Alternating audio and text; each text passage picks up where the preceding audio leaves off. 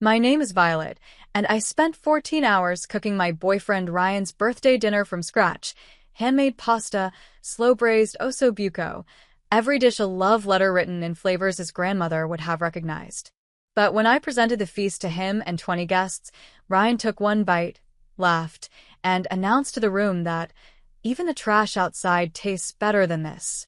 What happened after I walked out of that apartment with every plate of food would change not just my life, but feed an entire community in ways I never imagined.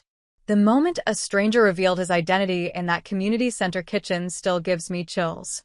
But before we move back to it, comment down your age and where you are watching from, and if this story resonates with you, hit that like button and subscribe for more stories about deception, betrayal, and finding the strength to reclaim your life. The morning sun hadn't yet broken through the gauze curtains when Violet's eyes snapped open, her internal clock more reliable than any alarm. 5:47 a.m. Ryan's birthday. The thought sent a flutter through her chest, part excitement, part nervous energy that had kept her tossing half the night, mentally reviewing her plans like a general before battle. She slipped from bed with practiced silence, though Ryan could sleep through a hurricane. He lay sprawled across 3/4 of the mattress, one arm flung over her abandoned pillow, snoring softly. 29 years old today. Violet studied his face in the dim light, the stubble that grew patchy on his left cheek, the small scar above his eyebrow from a skateboarding accident he'd embellished into a bar fight story. When he slept, his face softened, losing that critical edge that had become more pronounced lately. In the kitchen, Violet tied her mother's apron around her waist, faded sunflowers on cream fabric, soft from decades of washing. She'd hidden it in the back of the linen closet after Ryan called it something a grandmother would wear, but today felt like a day for talismans. She spread her handwritten menu across the counter, the paper already soft from handling. Each dish meticulously chosen, a greatest hits compilation of everything Ryan had ever mentioned loving. Antipasti, Brizola with arugula and shaved parmesan from that anniversary dinner at Il Posto. Primi, handmade pappardelle with wild boar ragu, his favorite from our Tuscany trip. Secondi, osso buco with saffron risotto, what his nana used to make. Dolce, tiramisu, real mascarpone, none of that cream cheese substitute. The list continued, her handwriting getting smaller as she'd added sides, sauces, garnishes. At the bottom, circled 3 times, show him you can do this. The grocery run started at the Italian market on Mulberry Street, where Mr. Benedetto greeted her with raised eyebrows at her ambitious list. Special occasion? He asked, carefully wrapping the Brizola in wax paper. My boyfriend's birthday, Violet said, watching the numbers climb on the register. $47 just for the meat. She'd budgeted $200 for the whole dinner, already a stretch on her publishing assistant salary, but the veal shanks alone would push her over.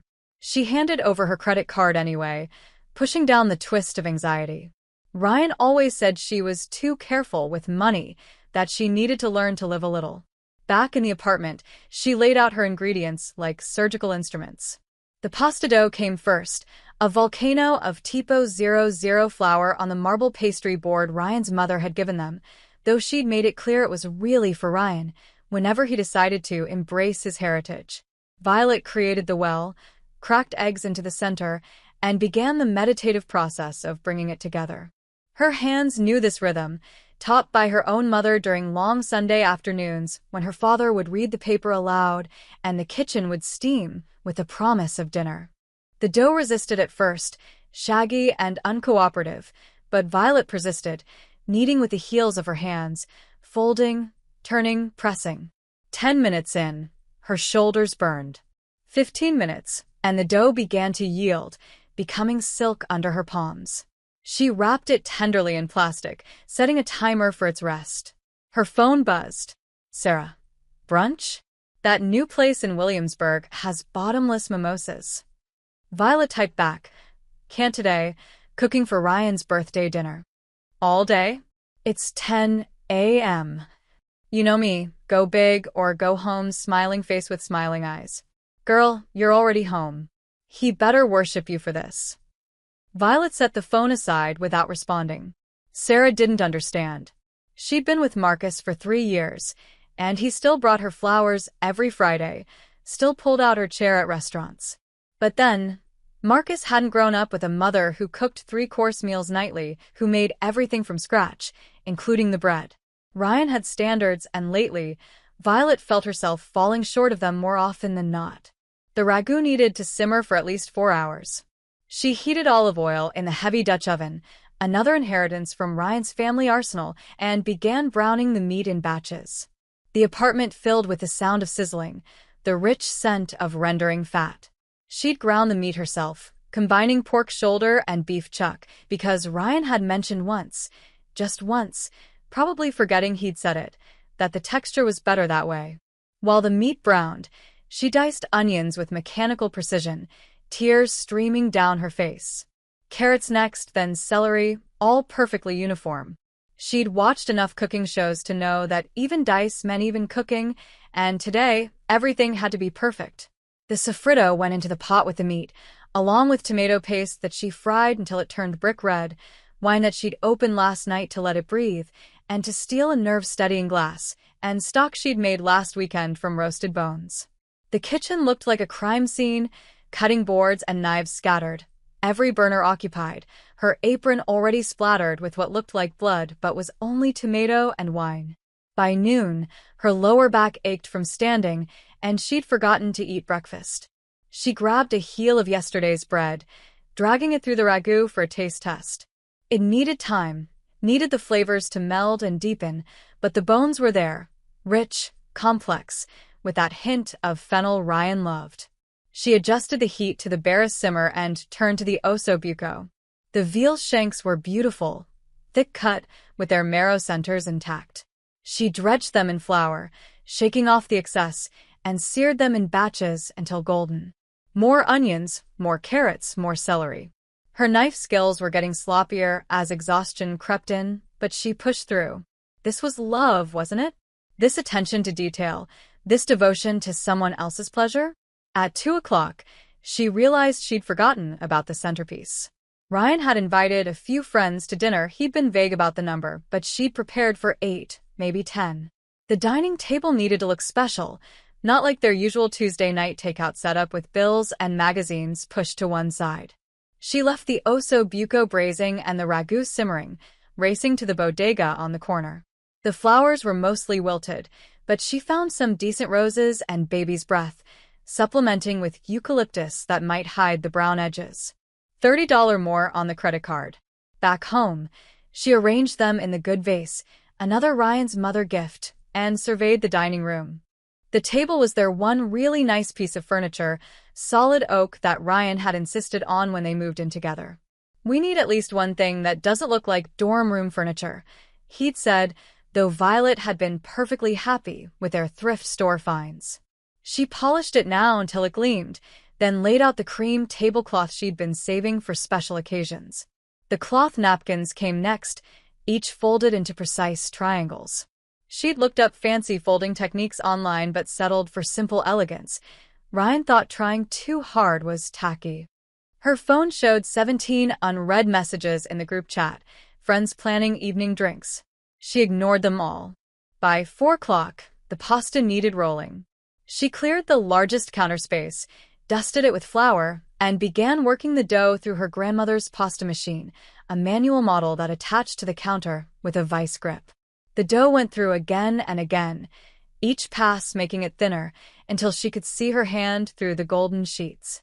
She cut them into wide ribbons for pappardelle, dusting each with semolina to prevent sticking, then nested them into portions on a flour tray.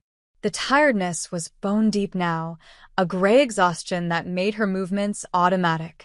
But stopping wasn't an option. She'd told Ryan she would handle his birthday dinner. She'd promised it would be special. Last month, when she'd gotten passed over for the promotion at work, he'd said, "Maybe you're just not meant for the corporate world. Some people are better at supporting roles." The words had burrowed under her skin like splinters, and she'd been trying to prove him wrong ever since, though she wasn't sure if cooking an elaborate dinner was proving anything except that maybe he was right. The risotto would have to be made all a minute, once guests arrived, but she could prep everything else. She heated stock, measured saffron, liquid gold at $30 per gram, grated Parmesan until her knuckles were raw. The tiramisu was chilling in the refrigerator, made last night in a rare moment of foresight. She'd used real mascarpone, despite the price, and proper Savoiardi cookies, and espresso so strong it made her heart race when she tested it. 5:30. Ryan would be home from his gym session soon, then off to shower and change at his friend Derek's place. He'd insisted on making an entrance at his own party, arriving after the guests for maximum impact. Violet had wanted to suggest that maybe the impact should be about them, together, but she'd learned to pick her battles. She surveyed the kitchen, a disaster. The dining room, pristine. The food on track. Her reflection in the microwave door showed a different story. Hair escaping from its ponytail in frizzled wisps, mascara smudged under one eye, the apron looking like a Jackson Pollock painting. She had exactly 45 minutes to clean the kitchen, shower, do her hair and makeup, and get into the dress Ryan had pointed out last week. You should wear that more often. You actually look put together in it.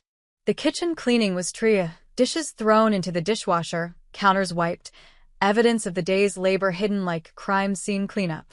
She left the pots simmering, their lids dancing with escaping steam, and ran for the shower. The hot water revealed new aches, her feet, her shoulders, the small burn on her forearm from the oven rack. She washed quickly, mechanically, her mind already on the next steps. Hair in hot rollers. The dress, navy blue, conservative but flattering. Makeup that said, I definitely didn't spend all day sweating over a stove. Heels that Ryan liked, but that would have her limping by the end of the night. By 6:45, she stood in the dining room, everything ready. The apartment smelled like a high-end restaurant, all garlic and wine and slowly braised meat. Candles flickered on the table, their light catching the crystal glasses she'd hand-polished. Ryan's playlist, she'd spent an hour last week curating it, finding the exact remix of that song from their second date, played softly through the speakers. She poured herself a glass of the wine meant for dinner, just a small one to steady her nerves, and stood at the window watching the street below. Other people were heading out for their Saturday nights, laughing, casual, unencumbered. For a moment, she envied them their freedom, their choice to just exist without constantly proving their worth. But then she turned back to the table, to the precision of the place settings, the care evident in every detail, and felt a surge of pride. She had done this, created this. Whatever Ryan had said about supporting roles, this was leadership, orchestrating multiple dishes, timing everything perfectly, creating an experience. This dinner would show him what she was capable of. It would remind him why he'd fallen for her in the first place, back when he used to brag to friends about her cooking, her creativity, her dedication. The intercom buzzed, making her jump. Too early for guests. Ryan had said 8 o'clock. But voices carried up the stairwell, multiple voices, laughing voices, and Violet's stomach clenched. She smoothed her dress, touched up her lipstick in the hall mirror, and opened the door to whatever came next. The first wave hit her like a physical force. Not 8 people, not 10, but at least 15 bodies crowding through her doorway, with more voices echoing up the stairwell. Derek led the charge, already 3 beers in from the looks of it, hoisting a case of White Claw above his head like a trophy. Vi. Ryan said you were cooking. Hope you made enough. He pushed past her into the apartment, followed by a stream of faces both familiar and strange. There was Caitlin from Ryan's office, her platinum hair and designer jumpsuit making Violet hyper-aware of her own conservative dress. Mason and his new girlfriend, the third this year, giggling over some private joke. Brad from the gym, taking up the doorframe with his bulk, complaining loudly about missing the game for this fancy dinner thing. Violet's mental math raced. She'd portion for 10, maybe stretch to 12 if she was careful. The pappardelle could be extended with extra sauce, but the osso buco, there were only 8 veal shanks, and she couldn't exactly conjure more from thin air. Oh wow, Caitlin said, surveying the dining table with its careful place settings. You went full Martha Stewart. Her tone walked the razor's edge between compliment and mockery. Ryan didn't mention it would be so formal. It's his birthday, Violet managed, her smile feeling like plastic. I wanted to make it special. Special, Brad repeated, picking up one of the crystal glasses and examining it like an artifact. Fancy. Hey, Derek, remember Ryan's birthday last year? That club in meatpacking where those girls. Different kind of special. Derek cut him off, glancing at Violet. This is nice too. Very domestic. The word landed like a slap. Domestic. Like she was playing house, playing at being an adult while they were the real ones, outliving actual lives. More people pushed in, some guys from Ryan's softball team, their girlfriends who traveled in a pack and communicated in meaningful looks, a couple she'd never seen before who someone had apparently met at a bar and invited along. Is Ryan here? Mason asked, already helping himself to the wine she'd carefully selected and decanted. He's coming separately, Violet said. He wanted to make an entrance. This got laughs, knowing laughs, as if this was typical Ryan, which it was, but hearing it acknowledged so openly made something twist in her chest. She watched Mason pour wine with a heavy hand, filling glasses to the brim, using up half the bottle she'd allocated for dinner. I should check the food, she said, escaping to the kitchen. The ragu had darkened to a rich mahogany, perfect, but now needed to feed nearly 20 people. She added more stock, whispered an apology to the integrity of the recipe, and started water boiling for pasta. The osso buco was fork tender, the meat falling off the bone, but 8 portions wouldn't go far. She'd have to plate it carefully, make it look like abundance through presentation rather than quantity. Need help? Caitlin appeared in the doorway, White Claw in hand despite the wine available. I'm pretty good in the kitchen. I made avocado toast this morning. I've got it, Violet said, trying to keep the edge out of her voice. Thank you, though. God, it smells amazing in here. Very intense. Ryan always jokes about your cooking projects. Caitlin laughed. He calls you his little Italian grandmother. Isn't that hilarious? The knife in Violet's hand stilled. He says that. Oh, you know Ryan. He's got a joke for everything. Caitlin's eyes were bright, watchful. He's so funny. We were dying at lunch yesterday when he was talking about your practice runs for tonight. He said you made the same sauce 3 times this week. Twice. She'd made it twice, and the second time had been to perfect the seasoning after Ryan mentioned the first attempt was a little bland but nice try.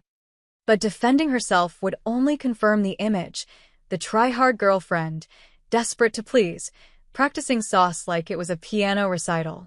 Just wanted to get it right, Violet said lightly. The apartment had grown louder. Someone had changed the playlist to something with a heavy bass that made the glasses on the table vibrate, and through the kitchen pass-through, she could see Brad attempting to juggle the centerpiece roses while others laughed and filmed. 23 people now, by her count. The table could seat 12 if they squeezed. Some would have to eat standing, balancing plates on the bookshelf. The coffee table Ryan had already kicked with his feet up. At 8:47, fashionably late even by his standards, Ryan arrived. She heard him before she saw him, his voice booming up the stairwell, singing off-key, already drunk from wherever Derek had taken him for pre-game drinks.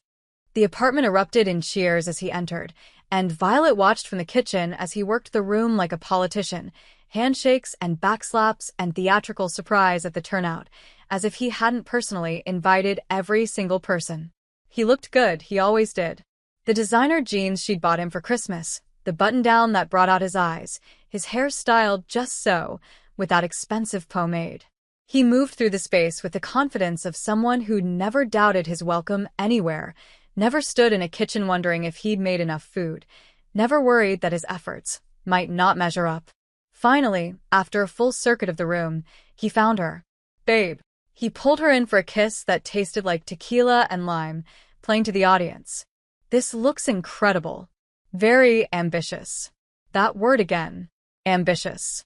Like she'd overreached, attempted something beyond her station. Happy birthday, she said, trying to infuse the words with all the love that had driven her through this exhausting day. I made all your favorites. I can see that. He surveyed the kitchen, the visible signs of effort, the pasta machine still clamped to the counter, the mandolin she'd used for paper-thin garnishes, the stack of used mixing bowls. You've been busy. Everyone. Vi's been cooking all day. All day. Like literally since dawn, or something crazy. The crowd made appreciative noises, but she caught the undercurrent of amusement. All day to make dinner. How quaint. How unnecessary in the age of Seamless and Postmates. Should we eat? Violet suggested. Everything's ready, and the risotto. In a minute, Ryan said, already turning away. Derek brought this incredible bourbon. You have to try it. Japanese, supposedly aged in cherry wood or something. And he was gone, leaving her standing in the kitchen doorway like hired help. She took a breath, centered herself, and began plating the antipasti. If she couldn't have the intimate dinner she'd planned, she could at least execute the menu flawlessly. The bresaola was silky, the arugula peppery, the parmesan aged to perfection. She arranged each plate like a painting, carrying them out in batches to the dining room where people had finally begun to gather, drawn by hunger and the dimming of the overhead lights she'd switched off to let the candles take over. Ooh, fancy, someone said. She'd lost track of names. What is this, exactly? Brad poked at the bresaola with his fork. Some kind of ham? It's air-dried beef, Violet explained. From Italy. It's like jerky. He took a bite, chewing thoughtfully. Weird texture. You got any ranch? Others were more polite, murmuring approval, though she noticed Caitlin pushing hers around the plate and one of the softball guys discreetly wrapping his in a napkin. Ryan, holding court at the head of the table, hadn't even noticed the food had been served. She returned to the kitchen for the main event. The pasta water was at a rolling boil, salted like the sea as her mother had taught her. She dropped in the pappardelle in batches, watching the ribbons dance and separate, timing each batch precisely. Al dente, with just enough bite to hold the sauce. She plated assembly line style, a nest of pasta, a ladle of ragu, fresh parmesan, a scatter of basil she'd chiffonade at the last second for maximum fragrance. The plates went out in waves, and she heard the reaction before she saw it, a pause, then forced enthusiasm. Wow, Vi, this is really rustic, Caitlin said, the word sounding like an insult. It's supposed to be, Violet said, her cheeks warming. It's a traditional recipe from. Is this homemade pasta? Derek interrupted, holding up a ribbon like evidence. Like you actually made this? From scratch. Everything tonight is from scratch, she said, trying for pride but hearing defensiveness. Ryan finally looked at his plate, really looked at it, and his expression was unreadable. He took a bite, chewed slowly, and the table seemed to hold its breath. Wow, he said finally. You actually tried cooking? Like, really went for it. Nervous laughter rippled through the room. I told you guys, he continued, warming to his theme. Vi's been on this whole domestic goddess kick. Last week she made her own bread. Bread. Like we don't have a bakery literally downstairs. The bread was delicious, Violet said quietly, but Ryan was on a roll. And now this, what is it, 12 courses? Did you leave any ingredients at the store? More laughter, louder now. I hope you didn't burn down the kitchen. I already had to replace the smoke alarm after your last experiment. That had been once. One time, months ago, when she'd gotten distracted by a work call and let the garlic burn. But in Ryan's retelling, she was a hazard, a chaos agent in an apron, playing at something beyond her capabilities. She retreated to the kitchen for the osso buco, her hands shaking as she plated the few portions, stretching them with extra risotto, making each look as abundant as possible. The saffron painted everything gold, the veal so tender it barely held together as she transferred it to plates. This was the showpiece, the dish that had taken the most skill, the most time, the most love. Back in the dining room, the mood had shifted further. People were eating, but distractedly, more interested in their drinks and their phones and Ryan's increasingly loud stories about workplace conquests. She set the osso buco before him with the care of offerings.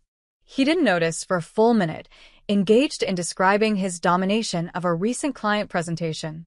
When he finally looked down, his face went through a series of expressions, surprise, confusion, something that might have been embarrassment but quickly hardened into something else. What is this? He asked, loud enough to cut through the chatter. Osso buco, Violet said. Like your grandmother used to make. You mentioned. I can see what it's supposed to be. He poked at it with his fork, the meat falling away from the bone. It's just, you tried. That's what counts, right? Ryan, someone said. Maybe Jess, one of the few who'd been genuinely complimenting the food. It looks amazing. Oh, come on, Ryan said, his voice taking on that edge that meant he was about to perform. We're all friends here. We can be honest, right? This is. He took a bite, exaggerated his chewing, swallowed with visible effort. You know what? I've got to say it. Even the trash outside probably tastes better than this. The words landed like a physical blow. The room erupted in laughter, shocked, nervous, cruel laughter. Someone actually applauded. Brad was filming on his phone. Caitlin covered her mouth, but her eyes were bright with delight. Violet stood frozen, the plate in her hands suddenly weighing 1,000 pounds. She looked at Ryan, waiting for the punchline, the just kidding, the softening that would make this bearable. But he was basking in the reaction, adding details about the weird texture and the interesting color choices, each word another cut. The laughter went on, feeding on itself, growing louder and meaner. Someone started telling their own story about a cooking disaster. Someone else suggested they order pizza. Through it all, Violet stood perfectly still, her face burning, her chest so tight she couldn't breathe, watching the man she'd loved for 2 years, the man she'd spent 14 hours cooking for, lead the mockery of her efforts. The candles she'd so carefully arranged flickered in the draft from everyone's movement and laughter, throwing shadows that made the faces around the table look distorted, grotesque. The music she'd chosen was completely drowned out. The flowers were already wilting in the heat of too many bodies in the small space. This was his birthday gift to himself, she realized with sudden, crystal clarity. This public humiliation. This demonstration of power. This proof that no matter what she did, how hard she tried, how much love she poured into something, he could destroy it with a few words and everyone would take his side. She set down the plate, quietly, carefully, and noticed her hands weren't shaking anymore. They were perfectly steady as she began to walk back to the kitchen, through the laughter that followed her like thunder. Where are you going? Ryan called out, still performing. Come on, Vi, don't be sensitive. It's just a joke. I appreciate the effort, even if the execution is, well... More laughter. Always more laughter. She kept walking, through the kitchen, past the ruins of her day's work, towards something she couldn't name yet but felt pulling her forward, away from this table, this room, this moment that would become the before and after of everything. The kitchen felt like a sanctuary and a cage all at once. Violet stood at the sink, running cold water over her wrists, an old trick her mother had taught her to calm down when overwhelmed. Through the pass-through window, the laughter continued in waves, each surge making her stomach clench tighter. She could hear Ryan's voice above the rest, already reshaping the narrative. You should have seen her face. Like I'd kicked a puppy or something. So sensitive. She turned off the water and really looked at the kitchen for the first time since the disaster began. Every surface bore evidence of her devotion. The pasta machine with bits of dried dough still clinging to its rollers. The cutting board stained purple from the wine reduction. Her grandmother's wooden spoon, the handle worn smooth from decades of stirring, resting in the now congealed ragu. 14 hours of labor, of love, reduced to a punchline. Through the archway, she watched them. They'd abandoned any pretense of eating her food now, passing around Derek's bourbon instead, someone's phone playing a video that had everyone howling. She couldn't see the screen but heard her own voice, thin and earnest. Everything tonight is from scratch. Then Ryan's response, the theatrical pause before the killing blow, and that horrible laughter starting all over again.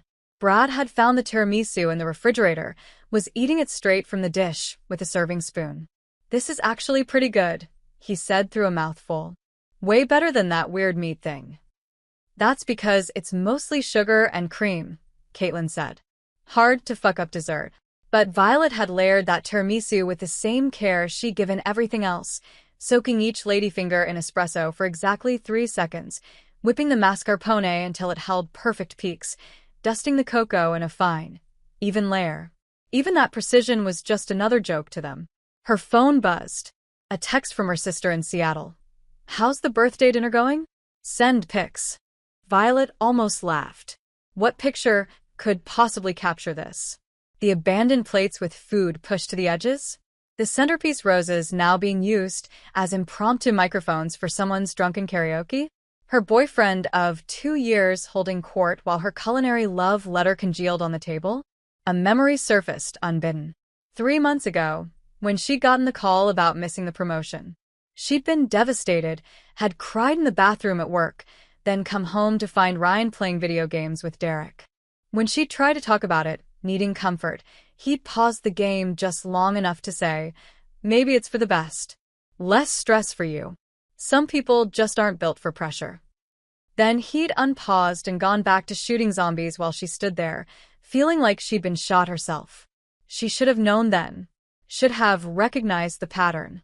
Every achievement minimized. Her raise was standard cost of living adjustment. Her published article was cute but not exactly the New York Times. Her sister's wedding where she'd been maid of honor was exhausting to watch you stress over a speech. Every failure magnified, burning that garlic, the time she'd gotten lost driving to his parents' house, the birthday card she bought him last year that he deemed something a co-worker would give. Another roar of laughter from the dining room. Someone was doing an impression of her. "It's Brizola, from Italy. It's very authentic." The voice pitched high and nervous, nothing like how she actually sounded, but accuracy wasn't the point. The point was the performance, the communal act of making her small. Her hands found her phone again, scrolling without purpose through Instagram. Everyone else's Saturday night looked golden and easy. Beach bonfires, rooftop cocktails, casual dinners where people smiled at each other with genuine affection. She stopped at a post from her college roommate, now living in Portland, teaching cooking classes at a community center. Tonight's students mastered handmade pasta. So proud of these beginners. The photo showed older women and teenagers, flour-dusted and beaming, holding up imperfect ravioli with obvious pride. That's what cooking should be, Violet thought. Joy and connection, not this weaponized judgment. Ryan's voice from the doorway made her jump. He was leaning against the frame, trying for casual but swaying slightly. "You're being weird. Everyone's asking where you went." "No, they're not." The words came out flat, matter of fact. "Okay, fine, they're not. But you're being weird. It's my birthday, and you're hiding in the kitchen like..." He gestured vaguely. "Like whatever this is." Like someone who just got humiliated in front of 20 people? Oh my God, it was a joke. You know humor? That thing humans do. He stepped closer, and she could smell the bourbon, the tequila, the wine, all of it mixing into something sour. "You're always so serious about everything. Lighten up. I spent 14 hours cooking for you. Nobody asked you to do that." His voice spiked, then he caught himself, modulating back to that performed casualness. "I mean, come on. 14 hours?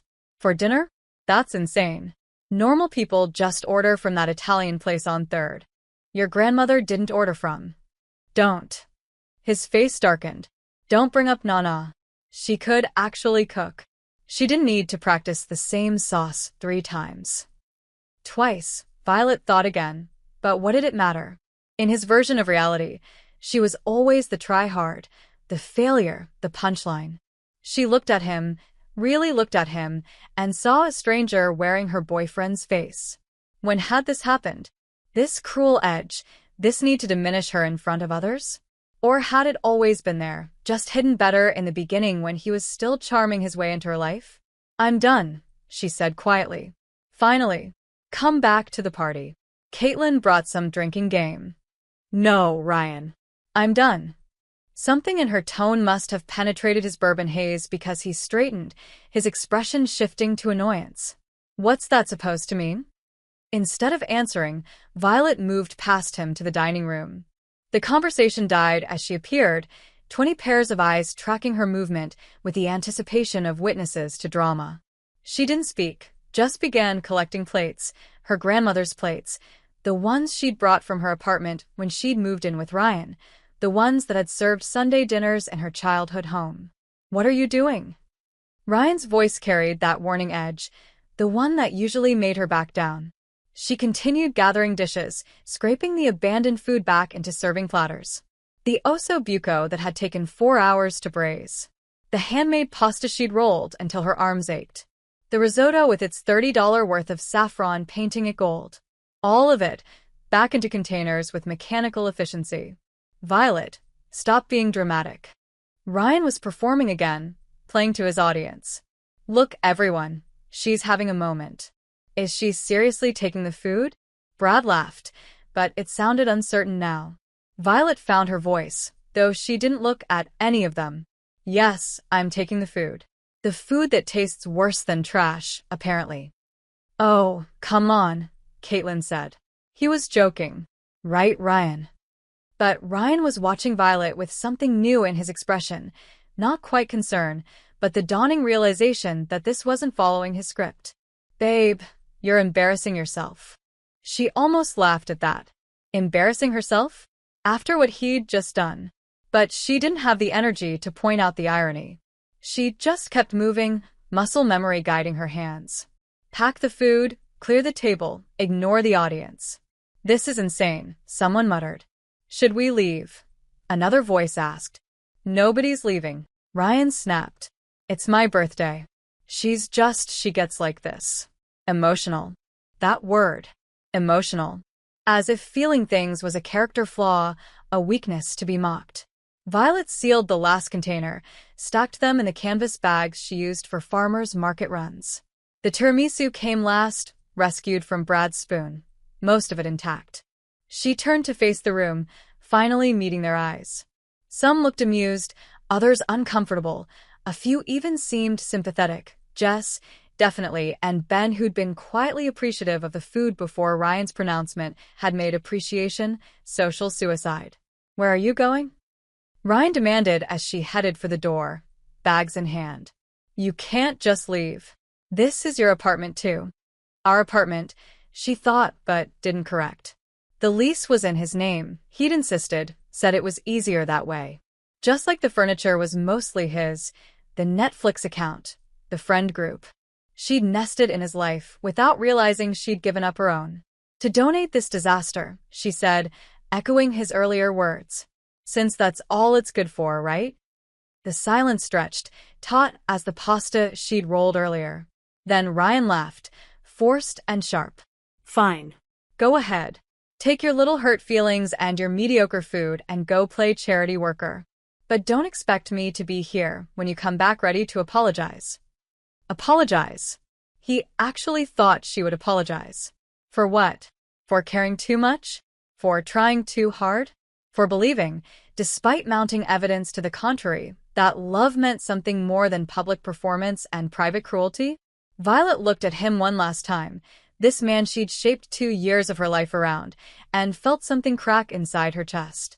Not her heart, that had been breaking incrementally for months. Something else.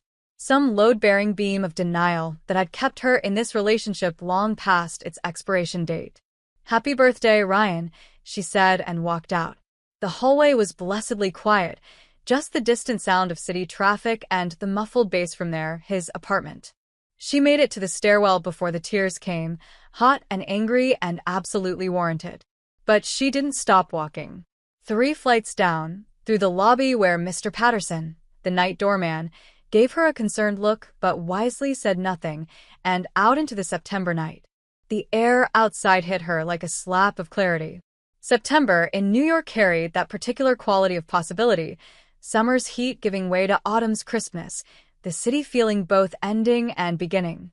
Violet stood on the sidewalk, bags of food pulling at her arms, and realized she had no plan beyond escape. Her car, Ryan's car, technically but the one she drove, was parked 2 blocks away. She walked on autopilot, her heels clicking against concrete, each step taking her further from the disaster behind her. A couple passed, laughing at something on a phone screen, and she wondered if they were laughing at something cruel or something actually funny. When had she become someone who analyzed laughter for its potential to wound? The car smelled like this morning's optimism, coffee from her pre-grocery run, a hint of the fresh basil she'd bought at the farmer's market. She set the food in the back seat, treating it more gently than it deserved given its reception, and sat in the driver's seat without starting the engine. Now what? She could go to Sarah's, cry on her couch, drink wine, and hear all the things she should have done differently. Should have left him months ago. Should have known he was toxic. Should have valued herself more. All true, all useless in this moment of raw hurt. Her phone buzzed. Ryan. Very mature. You made your point. Come back. Then, a minute later. Bring more wine when you come back. We're out. The audacity of it almost made her laugh. He actually thought she was making some grand gesture, that she'd cool off and return, probably with apologies and definitely with more alcohol. She deleted the messages without responding and started the car. She drove without destination, letting muscle memory guide her through the streets. Past the Italian market where Mr. Benedetto had wrapped her brizola with such care. Past the wine shop where she'd spent 40 minutes choosing the perfect pairing. Past the bakery she hadn't gone to because Ryan was right. Why buy bread when you could make it? Except he'd been wrong too. Making bread wasn't about saving money or even about the end product. It was about the process, the meditation of kneading, the small miracle of yeast and flour becoming something more than their parts. At a red light, she caught her reflection in the rearview mirror. Mascara smudged but not destroyed. Hair still mostly in place despite everything.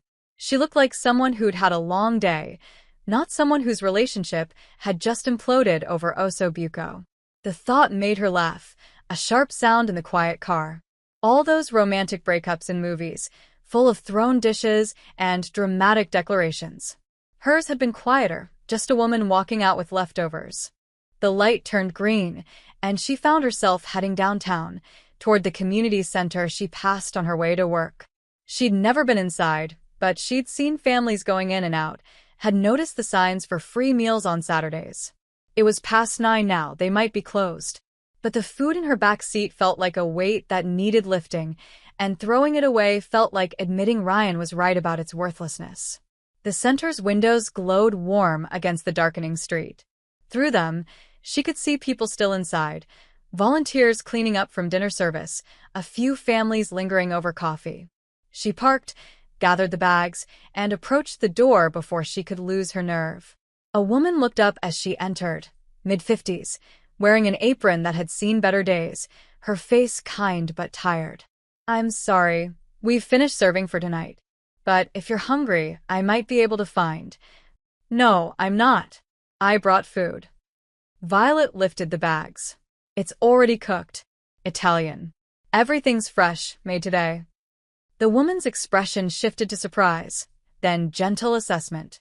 She took in Violet's dress, her smudged makeup, the way she held the bags like an offering or an apology. Rough night, the woman asked, not unkindly. You could say that. I'm Mia. I coordinate the kitchen here. She stepped closer, peering into one of the bags. Did you make fresh pasta? Pappardelle. With wild boar ragu. And there's osso buco and brizola and tiramisu. The words tumbled out, sounding absurd in this context. Who brought osso buco to a community center at 9:30 on a Saturday night? But Mia's face lit up. Oh, honey, you have no idea. We had to stretch tonight's donations, soup and sandwiches again. The families, especially the kids, they get so tired of the same things. This would be like Christmas for them. It's supposed to taste worse than trash, apparently. The words slipped out before Violet could stop them. Mia's expression softened further. Well, whoever said that is an idiot. Come on, let me help you bring it in. We still have a few families here who'd love a second dinner, and the volunteers never say no to good food. They carried the bags into the kitchen, a space that made Violet's home kitchen look palatial. Mismatched pots, donated appliances from various decades, but scrupulously clean and organized with military precision. Mia began unpacking containers, making appreciative noises.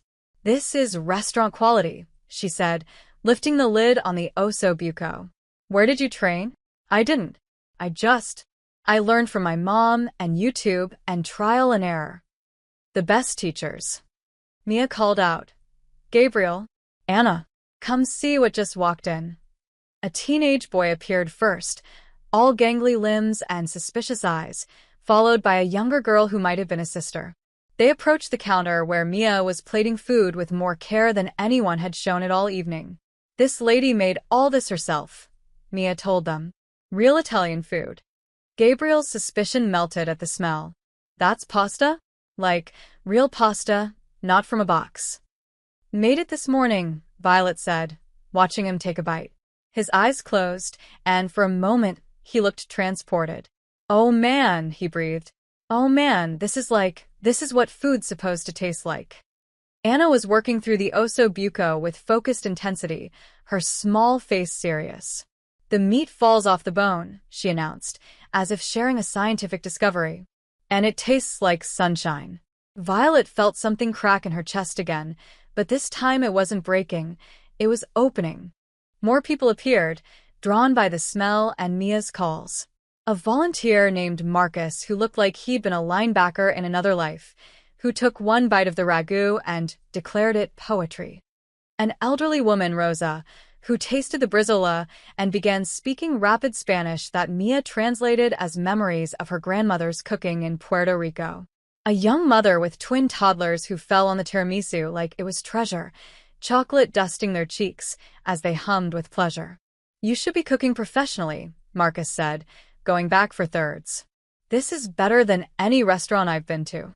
Her boyfriend said it tasted worse than trash, Mia said dryly, having apparently put together the evening's story from Violet's fragments. Her ex-boyfriend, Rosa corrected firmly. No woman who cooks like this stays with a man who doesn't appreciate it. Ex-boyfriend. The word felt foreign but right, like a new key that actually fit the lock. Someone produced a phone, insisting on pictures. Violet tried to demur, conscious of her bedraggled appearance, but they insisted. You need to see, Anna said, tugging her toward the phone screen. You need to see how happy you made everyone. The photo was chaotic, mismatched plates, fluorescent lighting, a motley group of strangers brought together by chance and carbohydrates. But every face was genuinely joyful, and there in the middle was Violet, her makeup smeared, her fancy dress incongruous in the industrial kitchen, but smiling, really smiling, for the first time in hours. I'm posting this, the young mother declared. People need to know about this place, about people like you. Please don't, Violet started, but the woman was already typing. This amazing woman just walked into our community center with a feast she'd made from scratch. Asked nothing in return. Just wanted to share. This is what community looks like. This is what love looks like. There. Posted. Violet's phone, silent for the past hour, suddenly exploded with notifications. Ryan, of course. Where the fuck are you? This isn't funny anymore. You're making me look bad. Everyone's leaving because there's no food. She deleted them all without reading further and looked around the kitchen where people were still eating, still praising, still acting like her food was a gift rather than a joke. Can I come back? She asked Mia. To help, I mean, to cook. Honey, you can come back anytime. But next time, maybe under happier circumstances? These are happier circumstances, Violet said, surprising herself with the truth of it. This is the happiest I've been in months. Mia studied her for a long moment, then nodded. Thursday nights are our biggest challenge. Lots of families, never enough donations. Could you handle cooking for maybe 50 people? I cooked for 20 tonight thinking it would be 10. 50 doesn't scare me. What about your job? I work in publishing. 9 to 5, sometimes 6. I could be here by 7. And your situation at home? Violet thought about the apartment with Ryan's name on the lease, her things scattered throughout, but never really taking root. Her sister in Seattle, who'd been begging her to visit for months. Sarah's couch, always available. The savings account Ryan didn't know about where she'd been slowly accumulating an escape fund without consciously admitting that's what it was.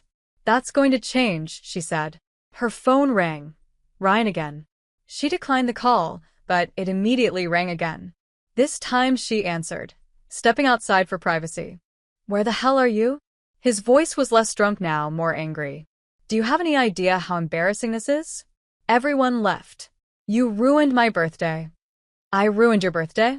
Ryan, you told a room full of people my food tasted worse than garbage. It was a joke. Jesus Christ, why are you so sensitive about everything? I'm not sensitive. I'm done. I'll come get my things tomorrow while you're at the gym. You're not seriously ending this over dinner? She looked through the window at the warm light inside, at Mia teaching Gabriel how to properly twirl pasta, at Rosa and the young mother exchanging numbers, at community forming over the food Ryan had rejected. No, she said. I'm ending it over everything. The dinner was just the last straw. You won't last a week without me. You can't even. She hung up. Then, in a moment of clarity, she blocked his number. Then Derek's and Brad's and Caitlin's. The whole toxic chorus silenced. When she went back inside, Marcus was packing up the empty containers. These are really nice dishes, he said. Vintage. They were my grandmother's. She taught you to cook? My mom did, mostly. But these were the plates we used for Sunday dinners when I was little. Every week, no matter what else was happening, we'd all sit down together for a real meal. That's beautiful, Rosa said. That's how it should be. Food is love. Food is love, Violet repeated, the words feeling like a revelation and a remembering all at once. By the time she left the center, it was nearly midnight. The street felt different, the same pavement, same streetlights, but she was walking through it as someone new. Or maybe someone old, someone she'd been before Ryan, before the constant criticism disguised as jokes, before she'd started making herself smaller to fit into his life. She sat in the car and scrolled through her phone. The community center post had been shared 12 times already, friends of friends commenting on the kindness of strangers. Someone had tagged a local food blogger. Another person had written, "This is the New York I believe in." A text from her sister, who must have seen the post somehow. "Is that you in the picture? Are you okay? Call me." Another from Sarah. "Girl, Marcus just told me you're at the community center downtown. With food? After the birthday dinner? What happened?" And one from an unknown number. "Hi, this is Jess from tonight. Got your number from mutual friends. I'm sorry about how things went. Ryan was awful. The food was actually beautiful. I should have said something." That one, Violet saved. She drove home, not home, just back to the apartment, and found it dark. Either the party had moved elsewhere or Ryan had passed out. She gathered a bag of essentials, the things that were absolutely hers, moving through the space like a ghost. Her favorite mug, the one Ryan said was ugly. The silk scarf from her grandmother, which Ryan thought was old ladyish. The cast iron pan her mother had seasoned for 20 years before passing it down, which Ryan complained was too heavy. In the kitchen, she looked at the pasta machine still clamped to the counter. It was hers, bought with her first bonus, but she left it. Let him explain it to the next woman he'd inevitably charm, then slowly dismantle. She wrote a note, brief and final. "I'll arrange to get the rest of my things this week. The pasta machine is a gift. Maybe you'll learn to use it. Maybe you'll learn to appreciate what someone makes for you with love. Either way, it's no longer my concern." Then she left, for the second and final time that night. Sarah's apartment was 20 minutes away, and her friend answered the door in pajamas, wine already poured. "Tell me everything," Sarah demanded. "Start from the beginning." So Violet did. From the morning's excitement through the evening's humiliation to the unexpected grace of the community center. Sarah's face went through a journey of expressions: anger, disbelief, rage, and finally a fierce pride. "You know what you did tonight?" Sarah asked. "You took back your power. You took back your food, your effort, your love, and you gave it to people who deserved it. I just couldn't let him have it. Any of it." "Good. He doesn't deserve your grandmother's osso buco. He doesn't deserve your pasta. He doesn't deserve you." Violet's phone buzzed. The unknown number from earlier, Jess, had sent another text. "I recorded what Ryan said. I know that's weird, but something felt off about the whole night. If you need it for any reason, it's yours." Evidence, Violet thought. Not that she needed it. She'd lived it, felt it, was still feeling it. But there was something validating about knowing someone else had witnessed it, had found it wrong enough to document. "What are you going to do now?" Sarah asked. Violet thought about Thursday night at the community center, 50 people to feed. About Mia's kind face and Gabriel's wonder at fresh pasta. About Rosa declaring her an artist, and the young mother making her viral. About the way the food had tasted better in that fluorescent-lit kitchen than it had in her carefully staged dining room, because the people eating it saw it as the gift it was meant to be. "I'm going to cook," she said. "I'm going to cook for people who are hungry for more than just food. And I'm going to stop apologizing for taking up space, for being too much, for caring too deeply." And Ryan? Ryan is going to learn what his life looks like without someone trying to make it special. Without someone believing he's worth 14 hours of effort.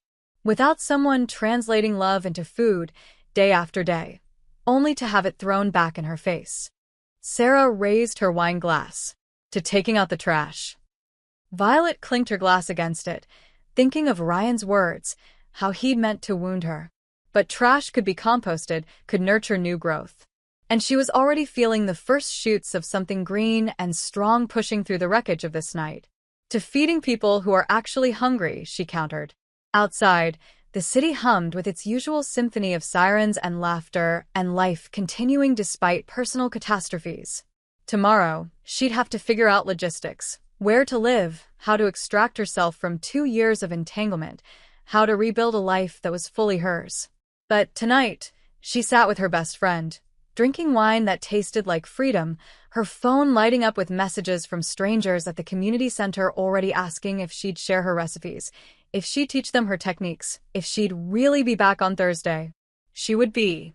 With her grandmother's dishes and her mother's recipes and her own hard-won skills. She'd feed people who understood that food made with love was never waste, never trash, never something to mock. She'd cook like she'd cooked today, with her whole heart, holding nothing back. And this time, it would be received like the gift it was.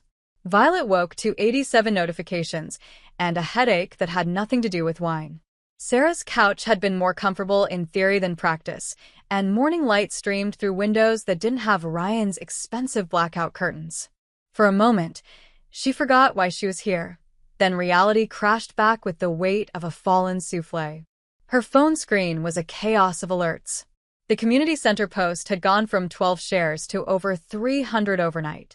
Someone had tagged it #FoodIsLove and #NewYorkKindness, and both were trending locally. But between the Instagram hearts and Facebook reactions were text messages that made her stomach clench. "Mom, Violet, someone from my book club just sent me a photo of you at a community center. Are you volunteering? Why do you look like you've been crying? Her boss, Martin, saw an interesting post about you. Let's discuss Monday." Great community engagement for the publishing house. And an unknown number with a profile photo showing a sharp-faced Asian woman with geometric glasses. "Hi Violet, I'm Ava Lynn from Fork and Fiction, the food blog. Your story has captivated my readers.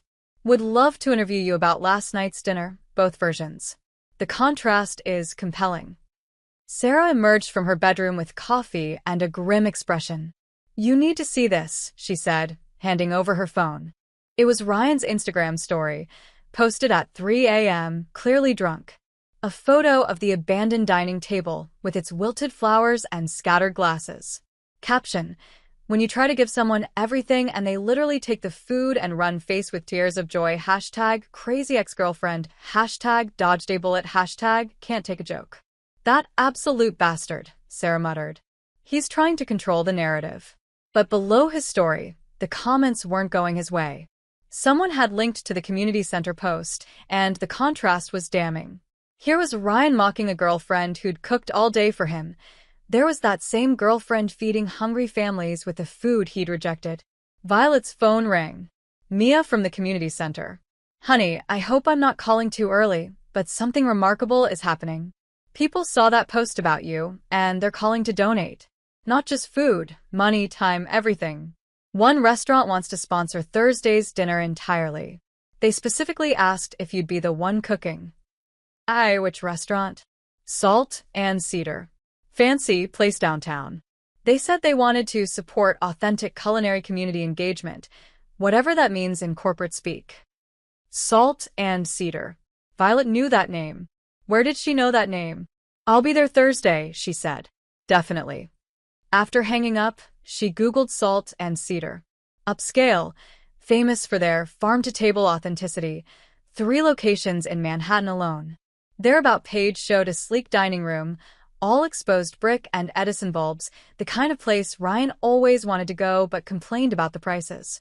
And there, in their leadership section, Colin Matthews, director of marketing. Colin. Ryan's direct manager Colin. Ryan worked for Salt and Cedar's marketing division, handling their social media presence. The same social media that emphasized authentic culinary experiences and honest food made with love. Her phone buzzed. Ava Lynn again. I've found some interesting connections. Can we meet today? A coffee on me. An hour later, showered and wearing borrowed clothes from Sarah, Violet sat across from Ava in a cafe that served cortados in handmade ceramic cups. Ava was even sharper in person, her presence like a perfectly reduced sauce, concentrated and potent. I've been following your story since 2 a.m., Ava said without preamble. My readers are obsessed. But here's what interests me more. Your boyfriend, Ryan Chin, works for Salt and Cedar. The same Salt and Cedar that just offered to sponsor your community kitchen dinner. That's not coincidence. That's damage control. Ex-boyfriend. Violet corrected. And I didn't know he worked for them until an hour ago. Really? Ava pulled out her phone, showed an Instagram post from 2 weeks ago. Ryan at a corporate event, arm around Colin's shoulders, both holding cocktails. Caption: crushing it with the best boss in NYC, hashtag Salt and Cedar Marketing, hashtag Team Goals. He presents himself as embodying their brand values, Ava continued. Authentic, appreciative of craftsmanship, respectful of culinary tradition. But last night, he mocked homemade food. On his birthday, a celebration that traditionally centers on gratitude and appreciation, he chose cruelty instead. That's a story. I don't want to be a story. I just want to cook. You already are a story. The question is who tells it. Ava leaned forward. Ryan's trying to paint you as oversensitive, unstable. Classic Darvo. Deny, attack, reverse victim and offender. But people at that party film things. They're reaching out to me, feeling guilty, wanting to share their perspective. Violet's phone buzzed. Jess. Ben, and I need to talk to you. It's important. And I'm sorry. I should go, Violet said. One more thing, Ava said. I have a contact at Salt and Cedar Corporate. They're concerned about Ryan's behavior reflecting on their brand. If there's more to this story, a pattern of behavior, previous incidents, they'd want to know. After Ava left, Violet met Jess and Ben at a Starbucks in neutral territory. They looked uncomfortable, Ben fidgeting with his coffee cup, Jess twisting her wedding ring. We should have said something last night, Jess started. When Ryan said those things, we froze. It's fine, Violet said, though it wasn't. No, it's not. Ben pulled out his phone. I filmed him saying it. The whole thing. I started recording during dinner because Derek was doing some stupid toast, but I kept filming when everything happened. He showed her the video. It was worse than she remembered. Not just the words, but Ryan's face as he said them, gleeful, performative, feeding on the crowd's energy. And her own face in the background, the moment of impact visible, the crumpling she'd tried so hard to hide. There's more, Jess said quietly. Yesterday afternoon, before the party, Ryan was at Derek's. They were pre-gaming and Ryan was making fun of you, saying you'd been practicing all week like it was some kind of competition. He bet Derek $50 he could make you cry at dinner. He what? He said it would be funny. That you needed to be taken down a peg because you've been acting like you were better than him ever since that community center started recognizing your cooking skills. I never told him about the community center. I only went there last night for the first time. Jess frowned. He said you'd been volunteering there for weeks. That you were getting a big head about it. The lie was so brazen it took Violet's breath away. He'd invented a narrative to justify cruelty he'd already planned. Why are you telling me this now? Because it's wrong, Ben said. And because, look, Ryan's our friend, but what he did was abusive. We've watched him do this before with his ex, with Kara. She tried to warn people, but Ryan made her sound crazy. Called her psycho, said she was obsessed with him. But we saw how he treated her. Kara. Violet filed the name away. We want to help, Jess said. However you need. Violet's phone rang. Sarah, you need to come back. Someone's here. At Sarah's apartment, a woman waited in the lobby. Late 20s, professional blazer, nervous energy. She looked up as Violet approached, and her face showed relief mixed with determination. You're Violet? I'm Kara. Ryan's ex. I saw what happened last night, and we need to talk. Sarah's apartment felt smaller with 3 women processing shared trauma. Kara sat very straight, hands wrapped around a tea mug, looking at Violet with a mixture of sympathy and something harder. Vindication, maybe. He did the same thing to me, Kara said. Not with food. With my painting. I was working on a series for a gallery show, my first real exhibition. Ryan came to the opening, got drunk, and told everyone my work looked like something a kindergartner would finger paint. He said it was a joke. Said I couldn't take criticism. The gallery owner heard him, and, well, it affected everything. My reputation, my confidence, everything. I'm sorry, Violet said, meaning it. Don't be sorry. Be angry. Kara pulled out her phone. After we broke up, I found out he'd been screenshotting our private conversations and sharing them with his friends, mocking me.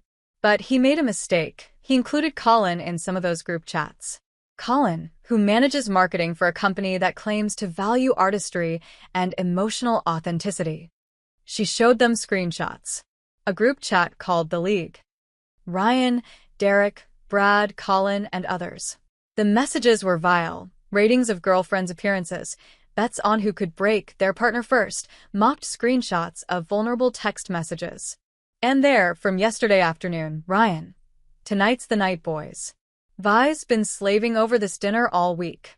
Time to bring her back to earth. Colin, film it. This shit is gold.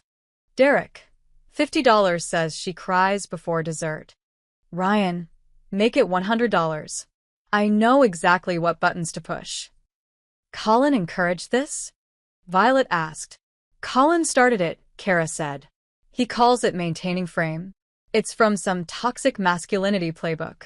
They compete to see who can most thoroughly own their girlfriends emotionally. Ryan was his star pupil.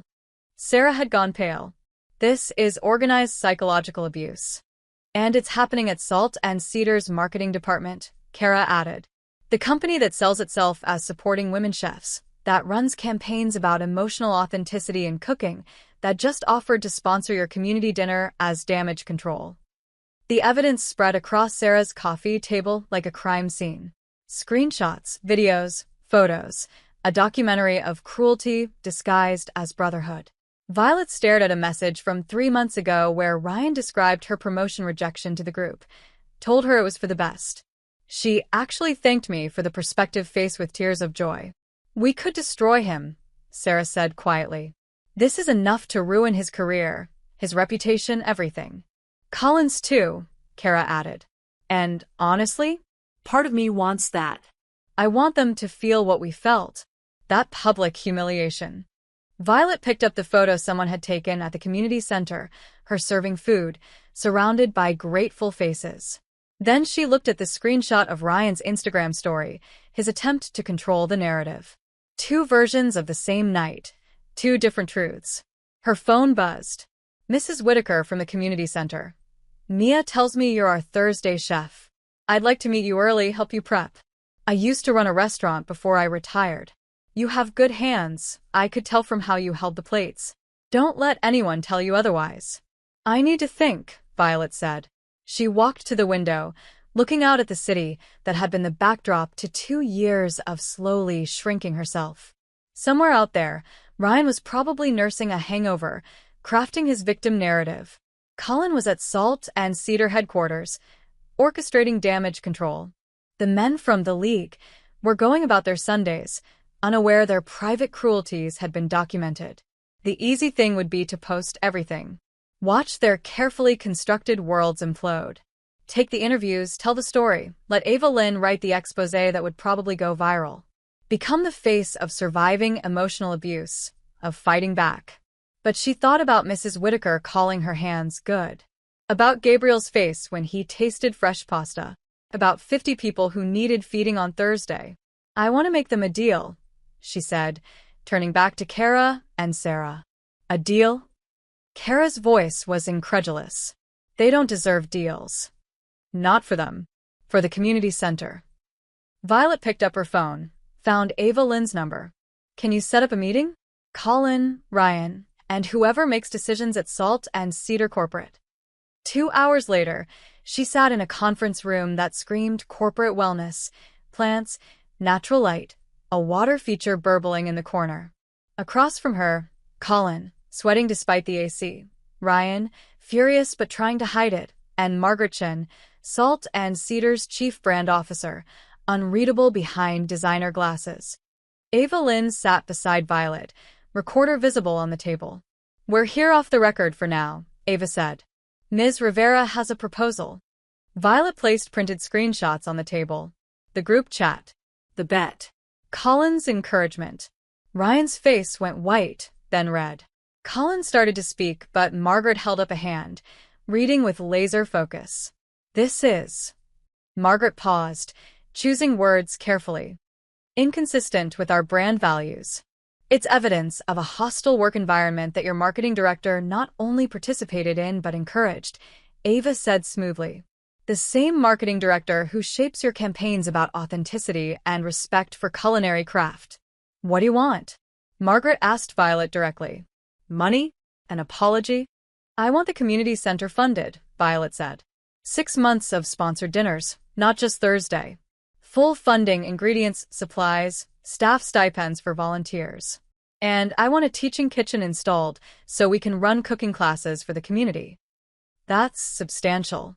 Less substantial than the lawsuit I could file, the story Ava could publish, the viral moment that would redefine your brand from authentic to enabling workplace abuse.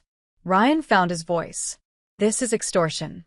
No, Violet said, looking at him for the first time. This is consequences. You humiliated me publicly for entertainment. You made a bet about making me cry. You turned love into a punchline. This is me choosing to transform that cruelty into something constructive. And if we agree? Margaret asked. The screenshots stay private. Ava writes a story about corporate responsibility and community investment. You get positive press for supporting local food security. Colin gets quietly reassigned to a position with no direct reports. And Ryan. She looked at him again, this man she'd loved, or thought she had. Ryan leaves me alone. No contact, no stories, no attempts to control the narrative. He deletes the Instagram story and any other posts about last night. I'm not deleting. Yes, Margaret said firmly. You are. Colin, you'll submit your resignation from the marketing director position by Monday. You'll be transferred to our Cleveland office, data analytics. Ryan, you're on administrative leave pending review. Any violation of Ms. Rivera's terms results in immediate termination. Colin's mouth opened and closed like a fish. Ryan looked between them all, realizing his protection was gone. This is insane, he said. It was just a joke. She's oversensitive. Mr. Chin. Margaret's voice was ice. I've seen the video. There was nothing funny about it. You're lucky Ms. Rivera is more interested in feeding people than destroying you. I'd take the deal. There's one more thing, Violet said. An apology.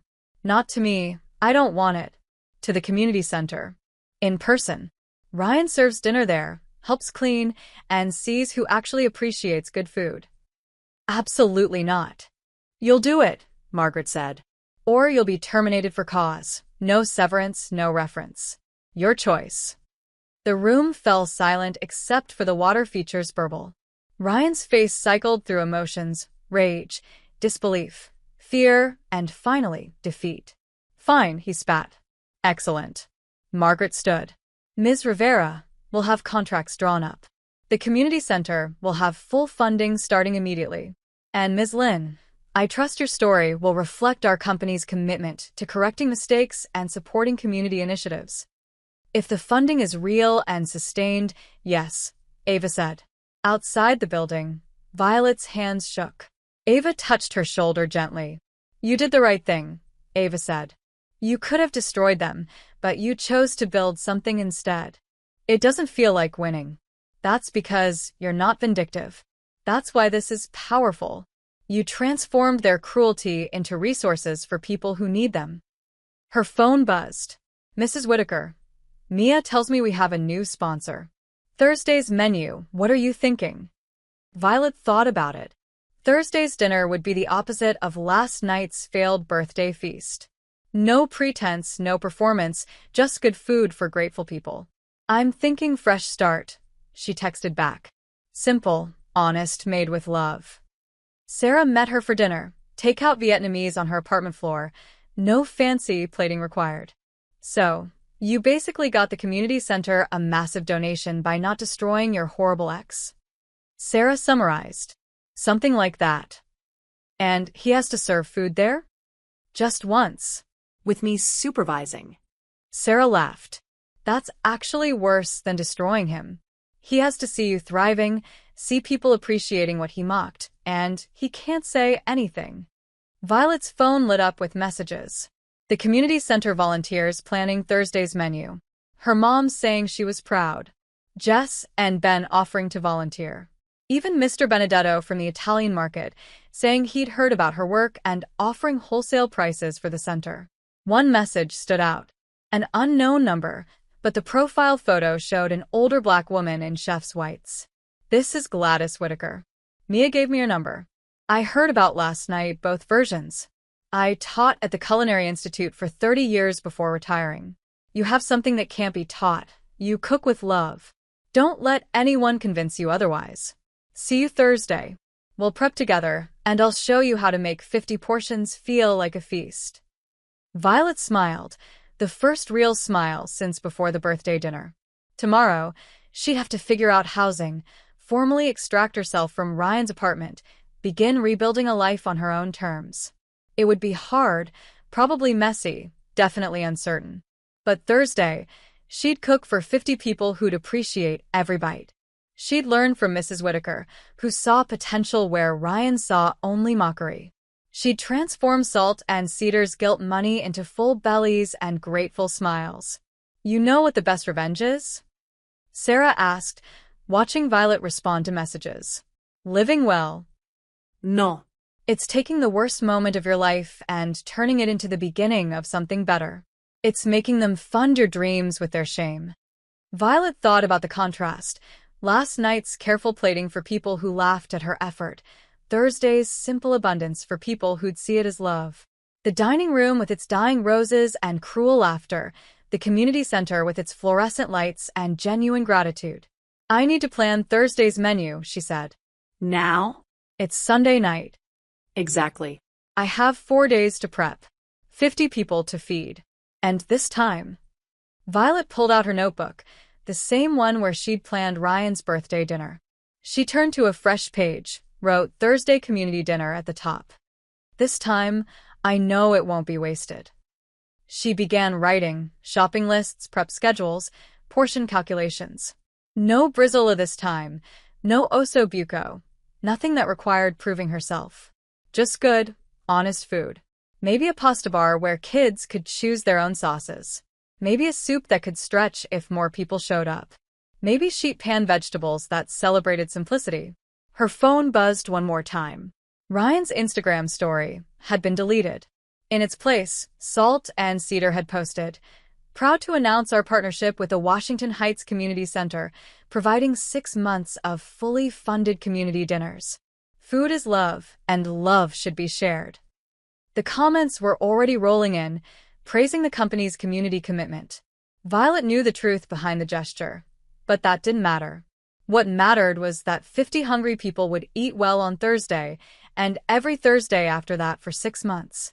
She looked at the notebook, at her phone full of supportive messages, at Sarah who'd taken her in without question. Last night, she'd walked out of Ryan's apartment with containers of rejected food and a broken heart. Tonight, she was planning a feast for people who'd appreciate it, funded by the very company that had enabled her humiliation. It wasn't the victory she'd imagined when she started cooking yesterday morning. But it was better, messier, more complex, more real. She'd taken their cruelty and composted it into something nourishing. You know what, she told Sarah. Ryan was wrong. The food wasn't trash.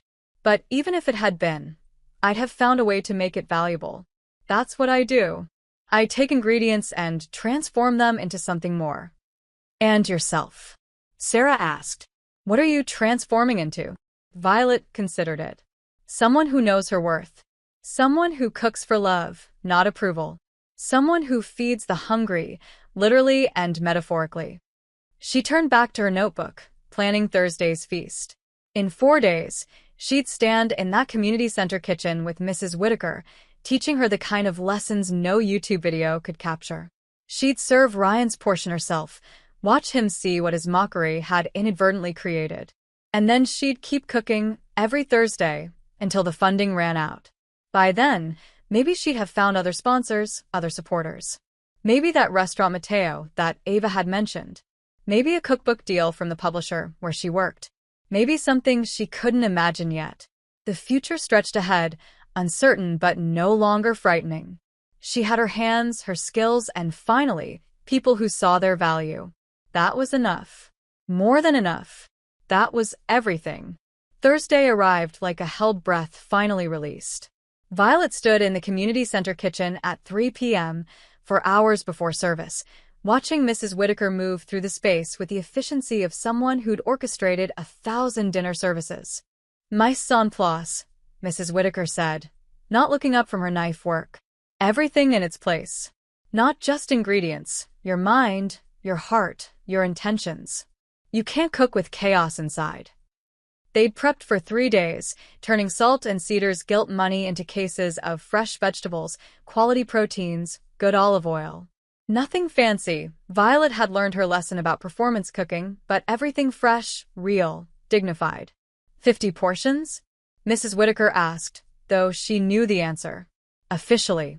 But Mia says we should expect 70. Word spread. Then we prepped for 90. Better to run out because everyone ate than because we didn't anticipate hunger. The menu was deliberately simple, from trash to treasure, a love letter to leftovers. 3 stations, a pasta bar with sauces made from vegetable scraps usually thrown away, a soup from bones and peelings that restaurants would discard, and a bread salad celebrating day-old loaves transformed into something special. Each dish proved Ryan's insult wrong by showing that even actual scraps, treated with respect and skill, could become beautiful. Jess arrived at 4 p.m. with Ben, both in aprons they'd clearly just bought. Where do you want us? Jess on front of house, Ben on photos, but real photos, not performance. Document the joy, not the drama. By 5 p.m., the volunteers had assembled. Mia, several regulars, and surprisingly, 3 line cooks from other restaurants who'd heard about the dinner through Ava's follow-up piece. We wanted to help, one said simply. What you did, choosing to build instead of burn, that's real strength. At 5:30, Margaret Chin from Salt and Cedar arrived with a small camera crew. Just documenting our community investment, she said carefully, but her eyes were assessing everything. As long as you don't interfere with service, Violet said, channeling Mrs. Whitaker's authority. At 5:45, Ryan arrived. He looked smaller somehow, designer clothes replaced with jeans, and the required volunteer t-shirt. Colin wasn't with him. Already reassigned to Cleveland, Violet had heard. Ryan stood in the doorway like he was waiting for someone to tell him this was all a joke. You're on dish pit, Violet said, not unkindly but firmly. Marcus will show you the system. Dish pit.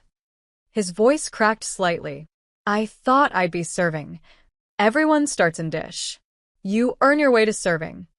Mrs. Whitaker looked up from her sauces, studied Ryan with eyes that had seen every kind of kitchen ego. You're the birthday boy, she said flatly. The one who said her food was trash. Ryan's face flushed. It was A joke. Yes, I heard. Funny how jokes that humiliate others never seem funny to anyone with actual humor. She turned back to her work. Dish pit. 3-compartment sink. Hot water will ruin your manicure.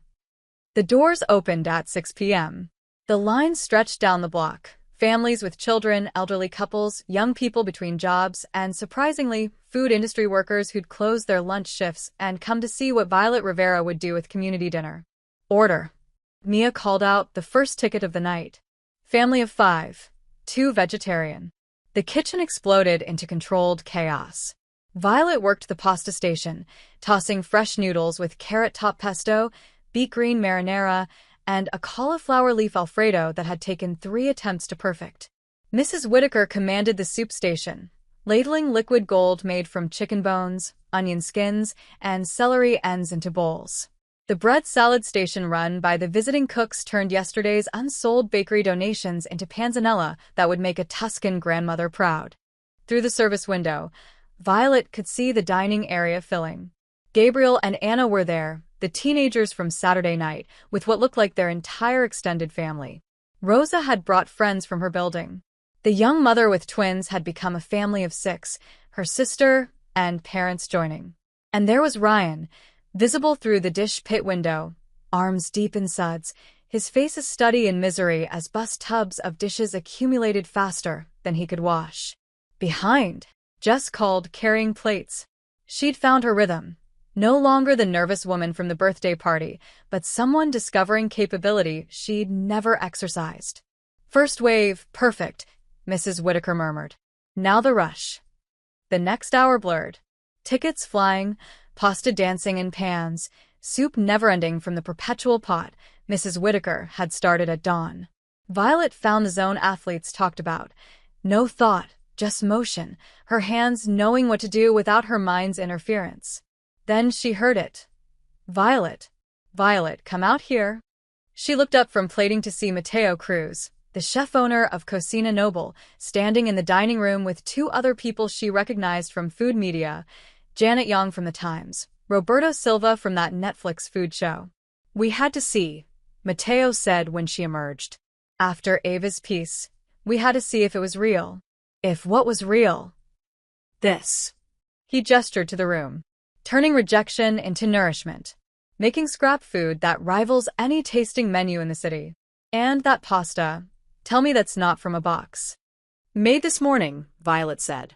Mrs. Whitaker taught me how to scale the recipe. Mrs. Whitaker? Janet Yang's eyes widened. Gladys Whitaker? She hasn't cooked publicly in 5 years. Not since she closed Gladys's table. Violet turned to see Mrs. Whitaker in the service window, a small smile on her face. I only cook for people who cook with love now, she said simply. A crash from the dish pit. Ryan had dropped a bus tub, plate shattering. The room went silent, everyone turning to look. His face was red, sweating, his carefully styled hair plastered to his forehead. I can't. This is impossible, he said to Marcus. There's too many dishes. The water's too hot. I don't. You don't what? Mrs. Whitaker appeared beside him. Don't know how to work? Don't understand that every plate you're washing held food that someone prepared with care, that someone else ate with gratitude? Don't appreciate that dishes are part of the covenant between cook and customer? Ryan looked around the room, at the diners watching him, at Margaretchen documenting everything, at Violet standing calmly in her apron like she belonged here more than he'd ever belonged anywhere. I want to leave, he said quietly. Then leave, Violet said. But understand this. Every dish you don't wash is one I have to wash after cooking for 90 people. Every moment you quit is another proof that you take but don't give. So choose. He stood frozen, the moment stretching. Then, slowly, he bent to pick up the broken plates. I'll finish, he said, barely audible. Good, Mrs. Whitaker said. And after, you'll eat what we cooked. You'll sit with the people you thought were beneath you and eat the food you called trash. Maybe you'll taste the difference between cruelty and criticism. Service continued, the line never ending. At one point, Violet looked up to find Ava Lynn in the service window, phone recording. This is the real story, Ava said.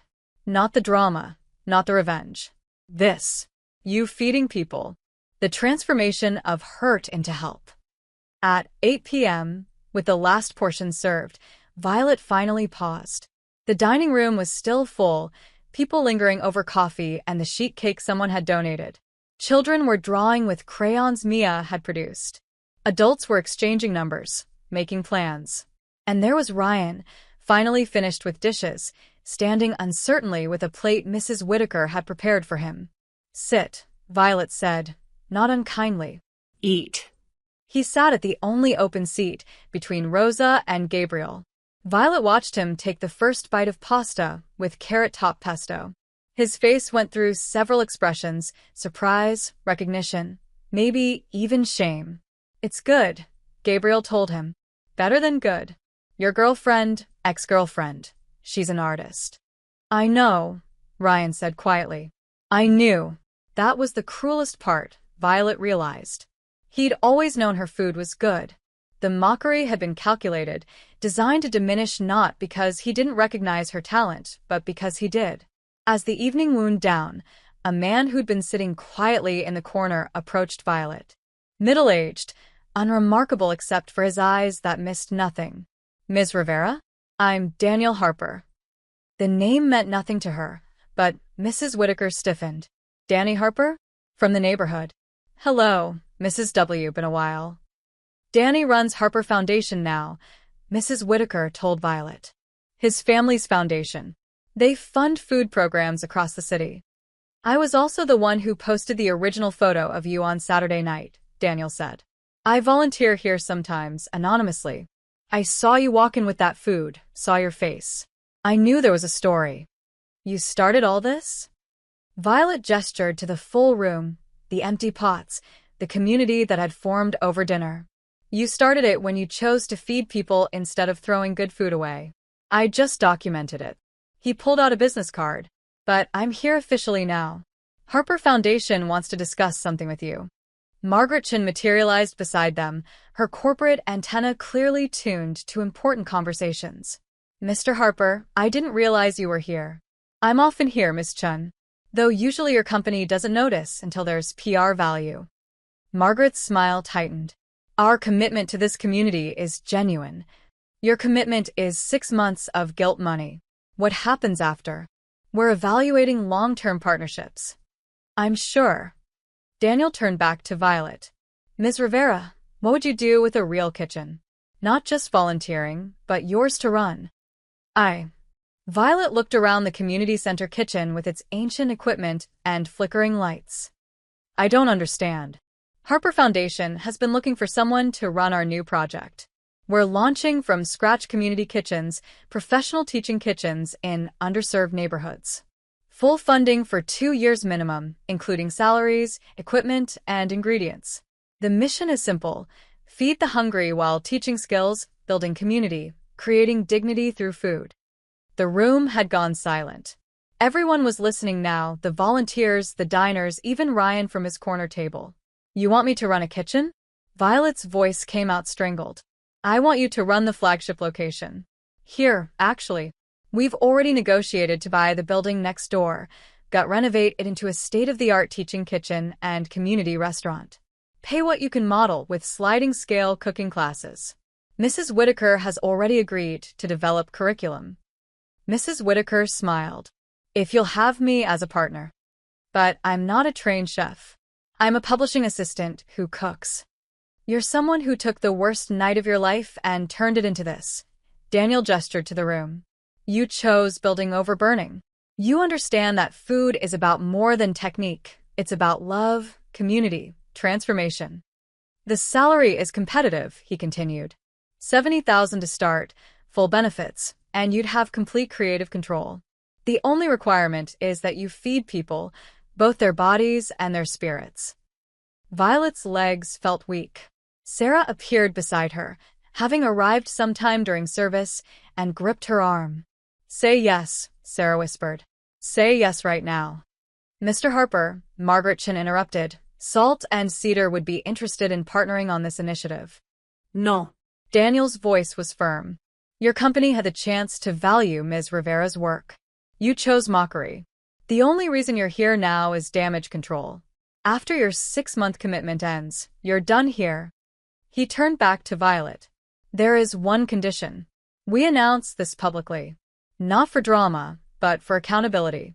People should know that cruelty doesn't win, that choosing community over revenge creates opportunities.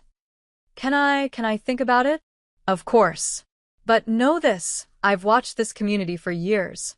I've seen well-meaning people come and go. You're different. You cook like someone who understands hunger, not just physical but emotional. That's rare. He left his card and walked away. The room exploded in voices, Mia hugging her, Gabriel and Anna cheering, the visiting chefs applauding. Through it all, Violet saw Ryan standing, his plate empty, his face unreadable. He approached slowly. Margaretchen started to intervene, but Violet waved her off. I'm sorry, Ryan said quietly. Not for the cameras, not for the deal. I'm sorry. The food was never trash. I was. I was trash for saying it, for thinking humiliation was entertainment, for... He trailed off. I don't deserve forgiveness. But you deserved better. You always did. Before Violet could respond, he walked out, leaving his volunteer t-shirt folded on the table. Well, Mrs. Whitaker said dryly, miracles do happen. Though I doubt it'll stick. It doesn't need to, Violet said. I'm not doing this for him anymore. At 10 p.m., the last volunteers finished cleaning. The kitchen gleamed, ready for tomorrow's meal service. Violet stood in the space where, in a few months, if she said yes, a professional teaching kitchen would exist. You're going to accept, right? Jess asked. She and Ben had stayed to help close. I don't know. It's huge. I've never run anything. I've never. You just served 90 people, Ben pointed out. You turned a disaster into this. You got Salt and Cedar to fund 6 months of meals. You already are running things. Her phone buzzed. The photo Daniel Harper had reposted was going viral again, this time with a new caption. Update. The woman who turned birthday humiliation into community service has been offered to run NYC's newest community kitchen initiative. Sometimes the best revenge really is massive success. The comments were pouring in. Congratulations, recipe requests, people sharing their own stories of turning pain into purpose. But one message stood out. From her mother. Mija, I saw everything online. Come home tomorrow. Bring your notebook. We'll plan menus like we used to, except this time it's for your restaurant. Dad says the one who mocked your food is lucky or too good for revenge. We raised you right. Time to show the world what our recipes can do. Violet stood in the empty kitchen, thinking about her grandmother's plate still in Ryan's apartment, her mother's recipe box in her childhood bedroom, Mrs. Whitaker's techniques filling her notebook. 3 generations of cooking wisdom, finally having a home. Yes, she said aloud. I'm saying yes. Sarah squeezed her hand. To the job. To all of it. The kitchen, the teaching, the feeding. To taking up space instead of making myself smaller. To cooking with my whole heart for people who see it as the gift it is. She looked at the industrial kitchen that would soon be transformed. Imagine teaching teenagers like Gabriel to make fresh pasta, showing home cooks how to stretch budgets without sacrificing dignity, proving every day that food made with love was never waste. We need to plan Monday's menu, she told Mrs. Whitaker. The first menu of the rest of everything. Start simple, Mrs. Whitaker advised. Build from there. You've got 2 years of funding and a lifetime of cooking ahead. As they locked up, Violet saw a figure across the street, Ryan, still in his wet clothes from the dish pit, watching them leave. For a moment, their eyes met. Then he turned and walked away, disappearing into the city that had witnessed his cruelty and her transformation. No looking back, Mrs. Whitaker said firmly. That boy was a lesson, not a life sentence. You learned it, now leave it. 3 months later, the From Scratch Community Kitchen opened its doors.